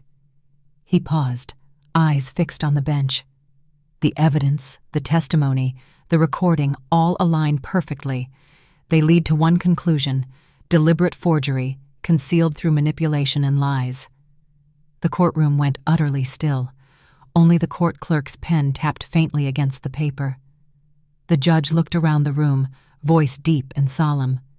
"The court will recess for 15 minutes before issuing the final verdict." Outside in the corridor, I leaned against the window. Rain streaked down the glass, and in each drop I saw an old woman's reflection, frail but unbroken. Behind me, footsteps approached. "Ethan." "Mom." "Yes, son?" "I'm scared. Not of the court, but of how much I've already lost." "You haven't lost anything," I said softly. "You've just found yourself again." He nodded, tears slipping down his face. "I don't deserve you, Mom." "We've all been wrong, Ethan. What matters is having the courage to face it." When we returned to the courtroom, Megan sat frozen, staring into nothing. Her lips moved soundlessly, as if speaking to ghosts. The doors closed. The judge raised his gavel. 3 sharp strikes. "This court finds the defendant, Megan Carter, guilty of document forgery and misappropriation of property. Sentence: 4 years probation, restitution of all assets to the plaintiff, Mrs. Mildred Johnson, and a 10-year ban from holding financial management positions." Silence. Then the sound of paper folding a verdict sealed. I closed my eyes. A single tear slipped down, not from triumph, but from release. Truth, at last, had come home. Megan slumped forward, sobbing. She turned to me, voice shaking. "Mom, I'm sorry." I looked at her for a long moment and said quietly, "I'm not your mom anymore, Megan, but I still pray that someday you'll learn what true remorse feels like." I rose and walked toward the door.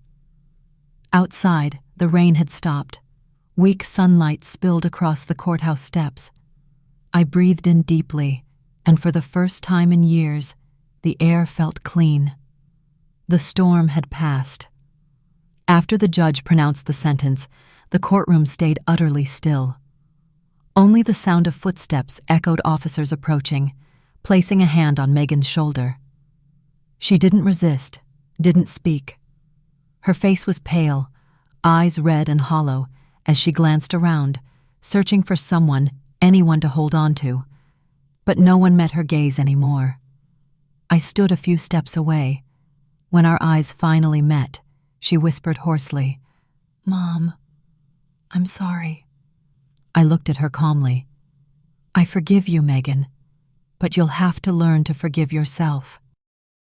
"That's the hardest punishment of all." The officers let her out.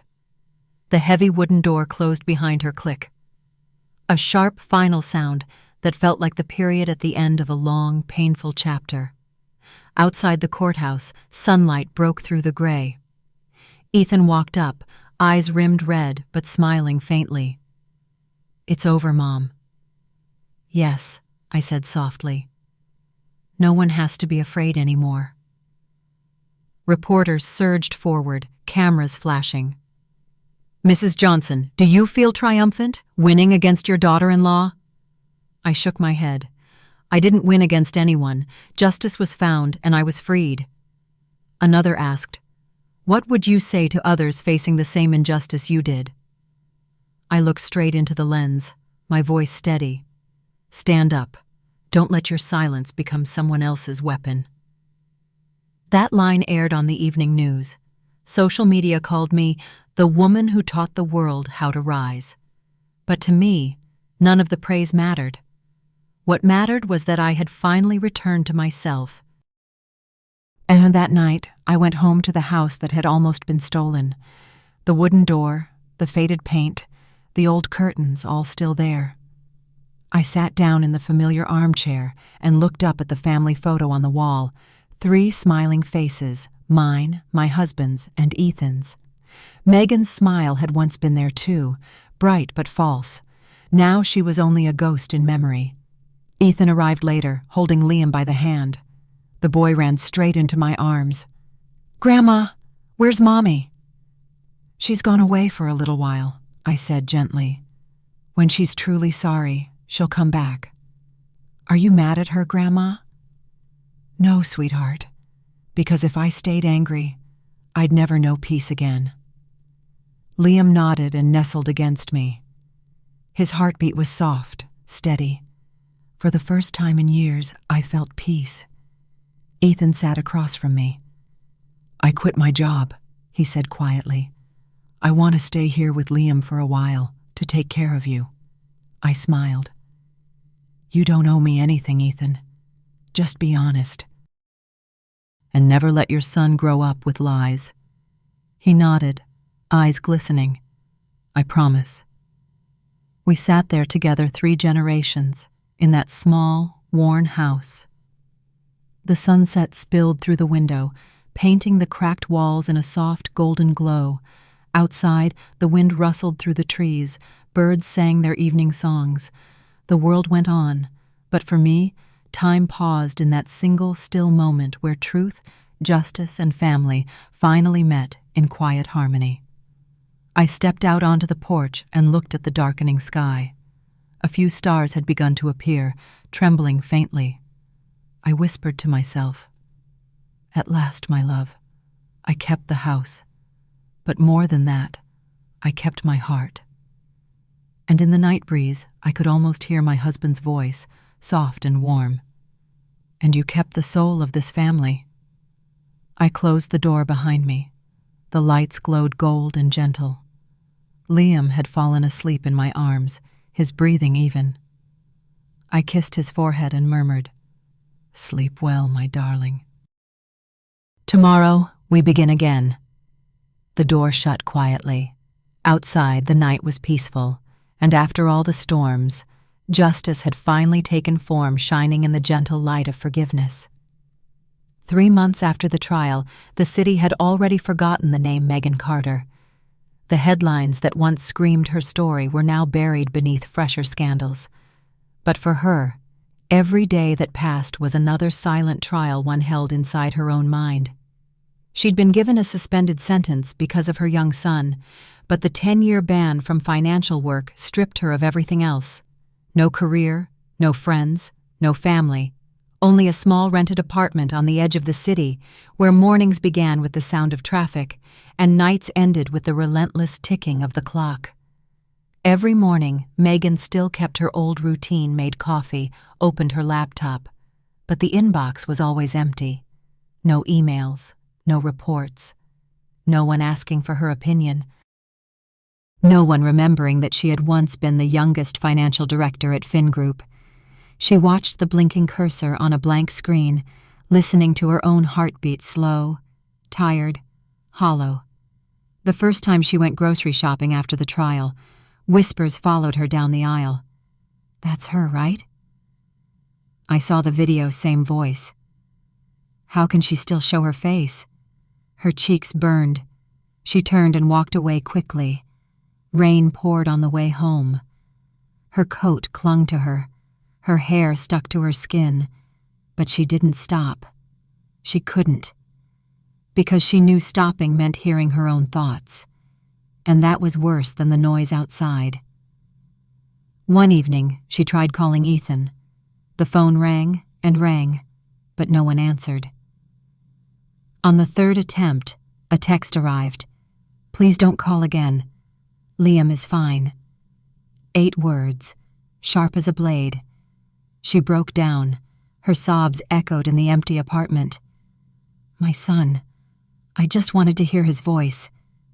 But no one replied. There was no one left to call family. A week later, a package arrived, no sender listed. Inside was an old photograph, all of us standing in front of the house years ago. I was in the middle, holding Liam's hand. Ethan stood beside Megan. Behind us, sunlight filtered through the trees, and everyone was smiling.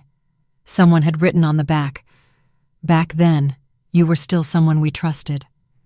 Her fingers trembled as she gripped the photo, tears blurring the words. If only I'd known when to stop. That night, she walked by the old house, the home that had once been hers. It had been repainted. New curtains. Warm yellow light glowing through the windows. Through the glass, she saw Liam on the floor, building Lego towers with Ethan, and me, the old woman she once called Mom, sitting in the armchair, knitting, smiling softly, a scene so ordinary, so peaceful, it shattered her. She stood outside, resting a trembling hand on the fence. Tears streamed down her face.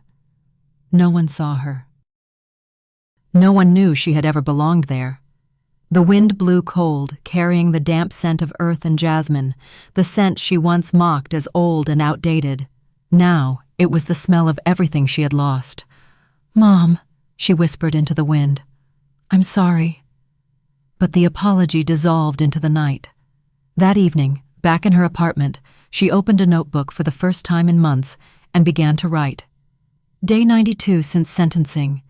I've started hearing my own voice in the silence, the same voice that once lied, once manipulated, now only knows how to cry.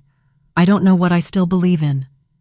But if a miracle existed, I'd ask for forgiveness, even if I don't deserve it. She closed the notebook, turned off the light, and sat in darkness.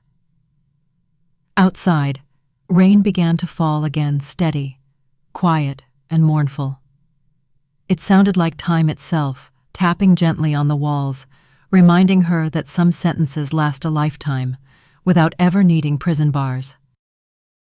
Time moved like a wound that refused to close.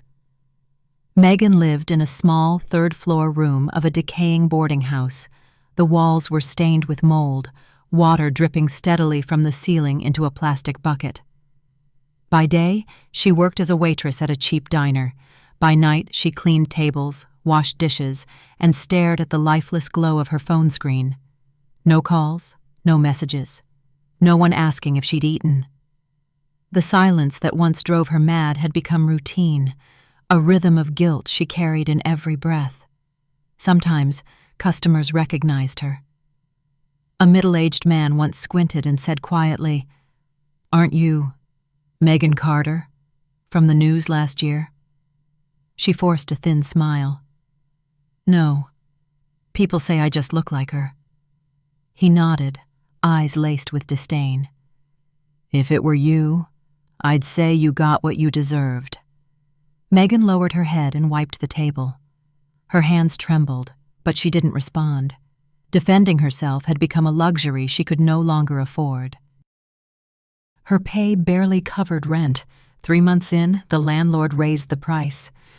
When she begged for more time, he threw her out. That night, she packed her things into an old suitcase and wandered through the rain. No home, no one to call. She stopped under the awning of a closed shop, shivering. A street vendor passing by paused and asked, "You got nowhere to go?" Megan shook her head.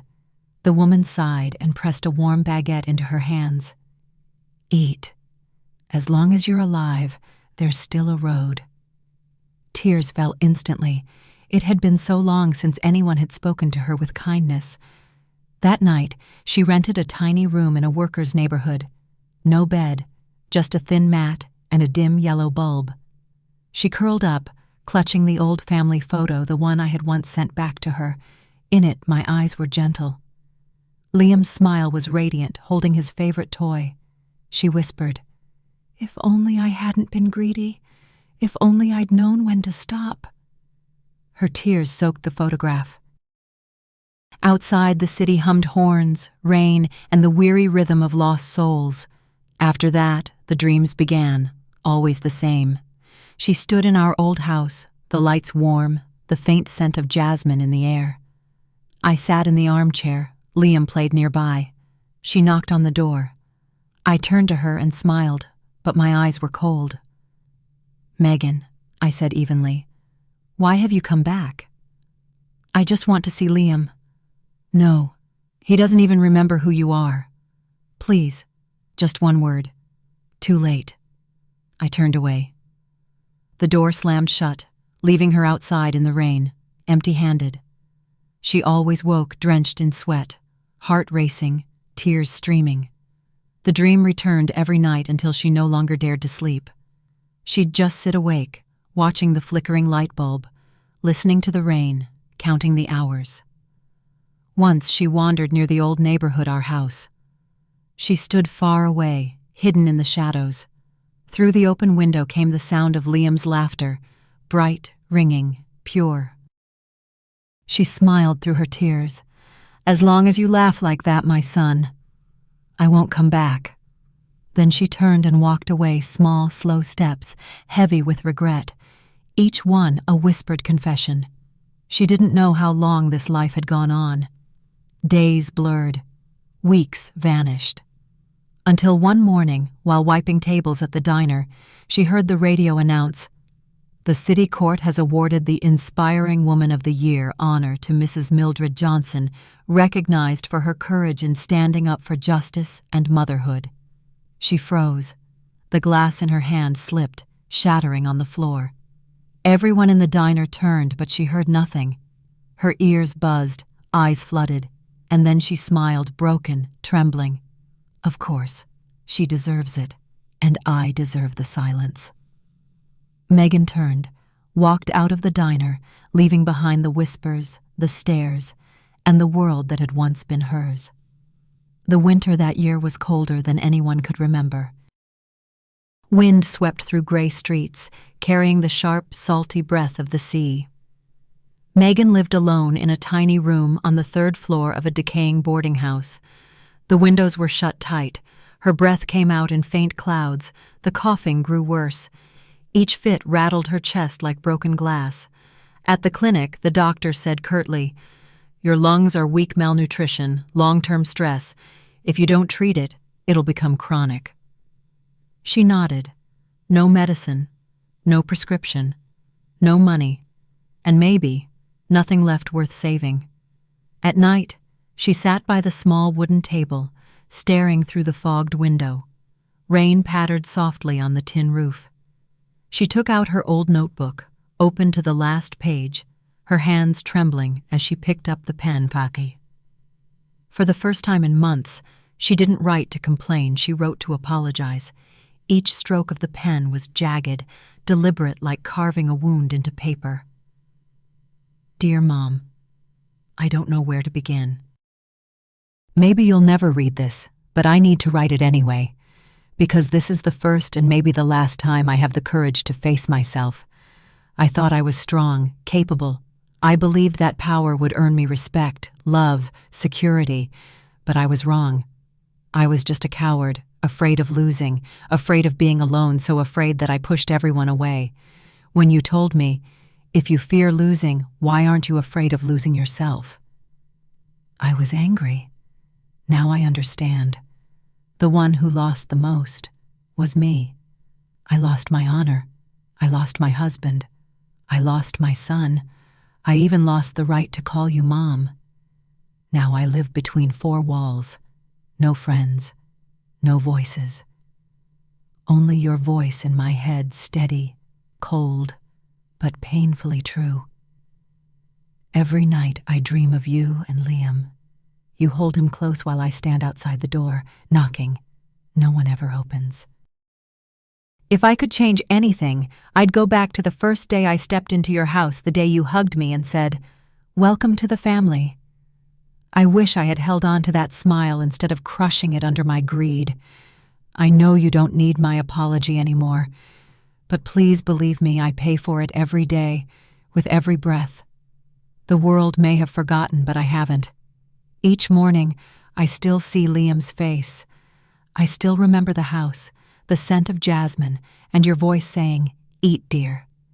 I remember everything, as if memory itself were my punishment. If someday you read this letter, please tell Liam, your mother once did wrong, but she loved you more than her own life. I don't dare ask for forgiveness. I only ask that when you set the table for dinner, if there's ever an empty pair of chopsticks, leave them there. Because somewhere out there, someone lost like me might still be praying for a way home. Sincerely, Megan. She folded the notebook page carefully, slipped it into an envelope, and wrote on the front, "To Mildred Johnson, from someone who once called you Mom." The next morning she walked to the post office. The young clerk looked at the envelope. "Do you want express delivery, ma'am?" She shook her head, smiling faintly. "No, let it take its time. Maybe by the time it gets there, it'll be a miracle." She paid, signed her name, and stepped outside. The sun was weak, but the wind still bit at her skin. She pulled her scarf tighter and whispered, "At least, I finally said I'm sorry." 2 weeks later, Mildred received the envelope. No return address, only the line, "From someone who once called you Mom." I opened it, read each word. No tears came, just a long, quiet stillness. Then I folded the letter, placed it beside Liam's photo, and whispered, "You've learned to be sorry, Megan. That's enough." Outside, the jasmine had bloomed again, white and soft. Its fragrance drifted gently through the window, light as forgiveness. I looked up at the sky and closed my eyes. "Dear God," I murmured, "if you can, please grant her peace, even if only in her dreams." Winter that year was unusually cold. The wind scraped through the gray streets, heavy with the salt of the sea. Megan lived alone in her small, rented room, the window sealed shut, her breath rising in pale clouds. She coughed more often now. Each spasm tore through her chest, sharp and deep. At the clinic, the doctor said simply, "Your lungs are weak. Malnutrition, prolonged stress. If you don't treat it, it'll turn chronic." She nodded. No medicine, no prescription, no money, and perhaps nothing left worth healing. At night, she sat by the small table, staring out through fogged glass. Rain tapped gently on the tin roof. She opened her notebook again this time, not to complain, but to listen for forgiveness. And when she closed it, she thought maybe she would finally feel light. But the feeling never came. Instead, something else did a silence that hummed like a low, living thing. The days stayed the same: work at dawn, eat alone at dusk, sit by the window till her reflection blurred in the mist. But the nights began to speak. At first it was faint murmurs in dreams. Then the whispers grew clear. "Megan, aren't you afraid? The door's open, why don't you step inside?" She woke gasping, her back damp with sweat, heart pounding. The room was empty, only the tick of the clock. She shivered. "A dream," she told herself. "Just a dream." But what if it wasn't? What if Mom was calling me? By day, she tried to forget. She walked to the small church at the end of the street and sat in the back pew, watching the candles flicker before the cross. The priest noticed her, always silent, always kneeling. "What are you searching for, my child?" "Silence," she whispered. "So I won't have to hear my own voice anymore." He smiled softly. "Sometimes God isn't silent. He's just waiting for you to listen." That night, she opened her notebook again. On the clean page, she wrote shakily, "If God is listening, will he forgive someone who betrayed her own mother?" No answer, only a tear falling onto the paper and spreading like ink. Then came another dream. She stood inside the old house, but it was hollow now. The walls cracked, the floor coated in dust. On the dining table sat a single empty bowl. Footsteps echoed behind her. She turned and saw Liam. He was wearing his old pajamas, eyes wide and dark, watching her. "Mom," he said quietly, "why didn't you come home?" She fell to her knees, weeping. "I want to, sweetheart, but I'm not allowed. Grandma said you can come back when you truly understand." "I do, I swear I do." "Then why are you still standing outside?" She woke to those words. Her heart pounded. She sat on the cold floor, whispering, "Yes, why am I still outside?" The next morning, she went to the post office. "The letter I sent to Maple Street, did she receive it?" The young clerk flipped through the log. "Yes, ma'am, 2 weeks ago." She hesitated. "Did she reply?" "No, she just signed for it." A tired, tender smile spread across her lips. "That's enough." She stepped outside. The sky was pale and overcast. Wind tugged at her hair. "Thank you, Mom," she whispered. "I know you read it." But the haunting didn't stop. That night, she heard it knock, knock, knock. 3 slow, steady raps at the door. "Who's there?" No answer. She opened it. Nothing. The hallway was empty, the light flickering weakly. When she turned back, something lay on the table. A small photograph. Liam. Smiling, holding a bunch of jasmine flowers. On the back, written in a child's uneven scrawl, "Grandma said I can forgive you now. So I do." Megan collapsed to her knees. She didn't know if it was real or a dream or mercy. She just held the photo to her chest and sobbed, Thank you, God. Thank you, Mom. Thank you, my boy." After that night, the nightmares stopped. Her sleep changed. She dreamed of walking through a vast meadow, the wind gentle, jasmine blooming white on both sides. Far ahead stood a small house, glowing with golden light, and a voice soft, kind, familiar called out, "Come home, child." She always walked toward it, but before she could reach the door, she'd wake. Each time, she smiled through her tears. "At least, in my dreams, Mom still calls me her child." And she understood even if she could never return, she had been forgiven. Perhaps that forgiveness, that quiet, invisible grace was the only miracle she had left. By late spring, Megan's illness had worsened.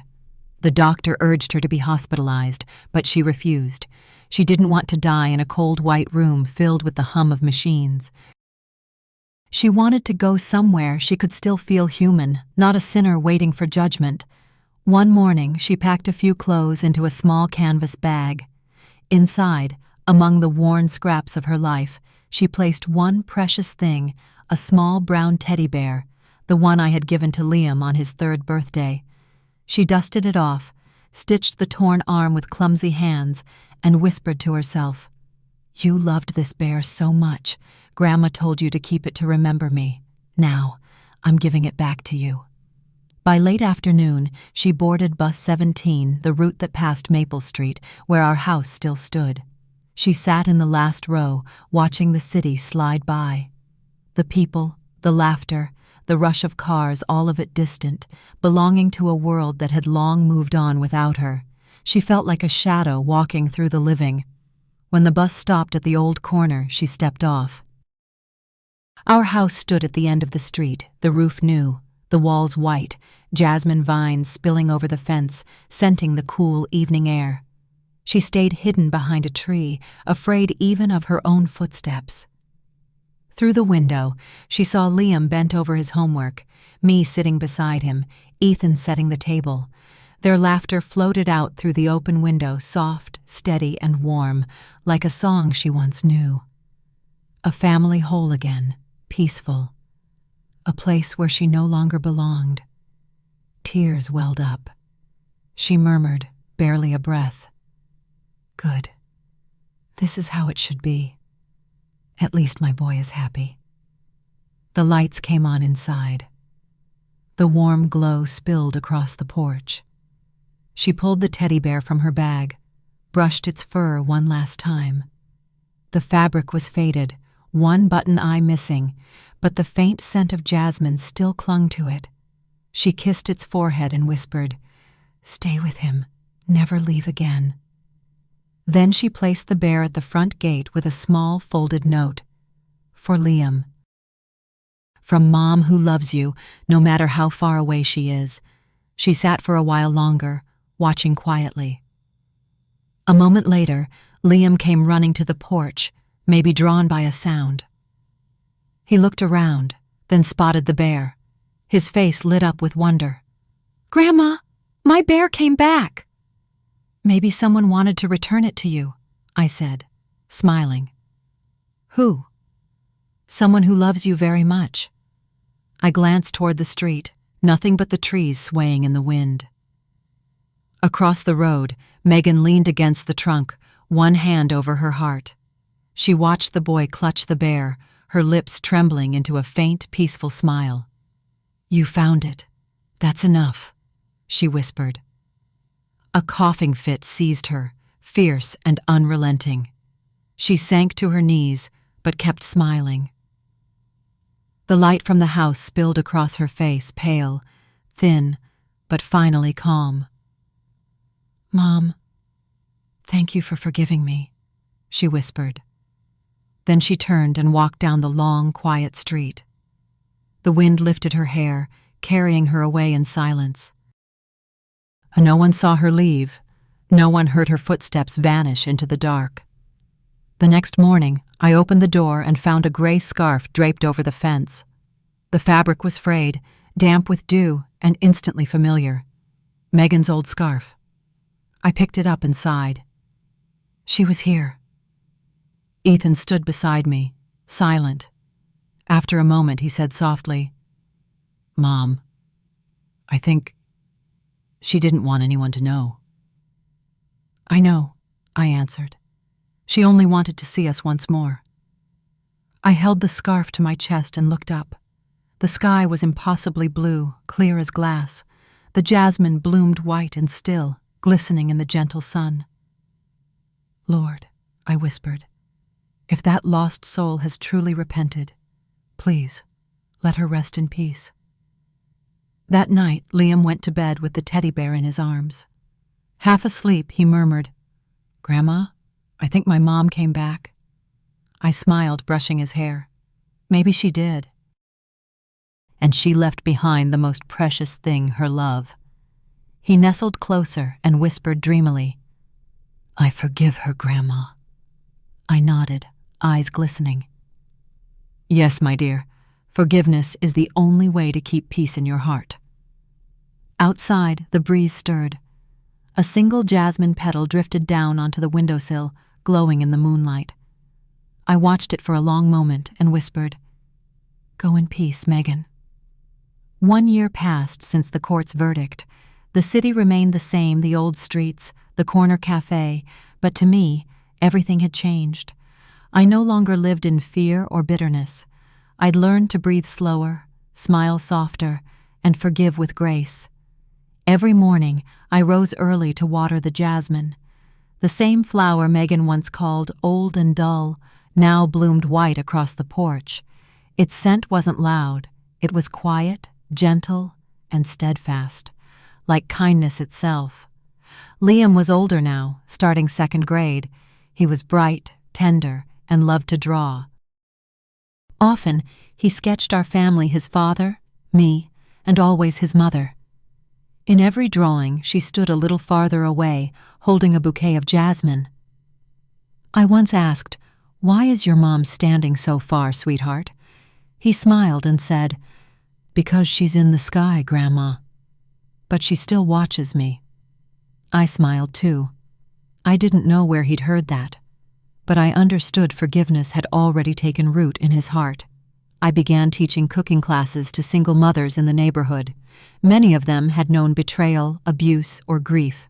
When they shared their stories, I didn't offer advice or judgment. I simply listened, because I knew sometimes what a wounded heart needs most isn't words, but quiet understanding. Each week, we cooked together and brought warm meals to the homeless by the church.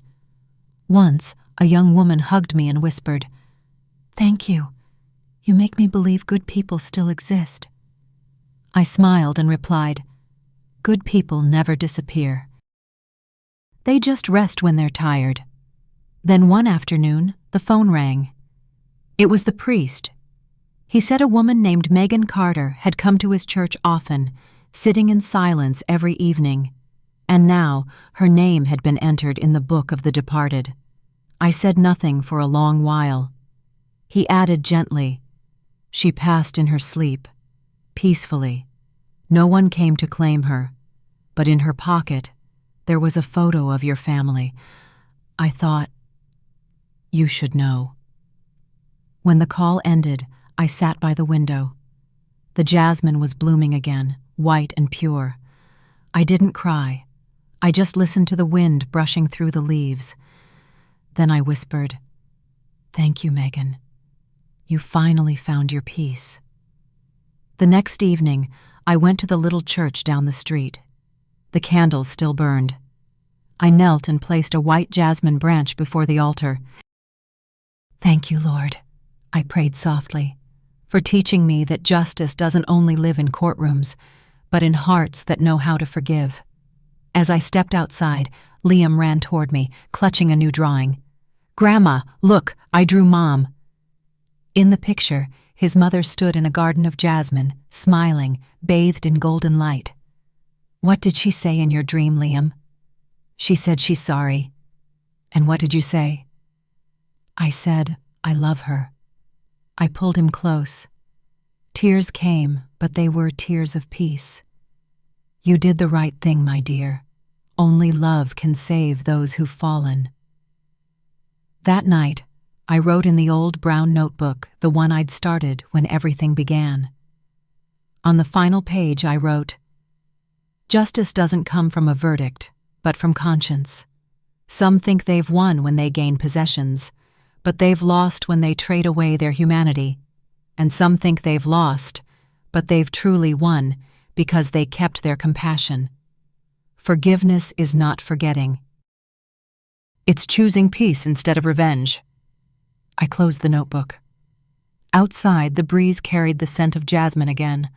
I looked at my husband's photograph and smiled. "You see, dear, our home is finally at peace." Later that night, I sat on the porch with Liam. The moon was full, bright as a promise. He pointed at the sky, eyes wide. "Grandma, that star's the brightest one." "Yes," I said.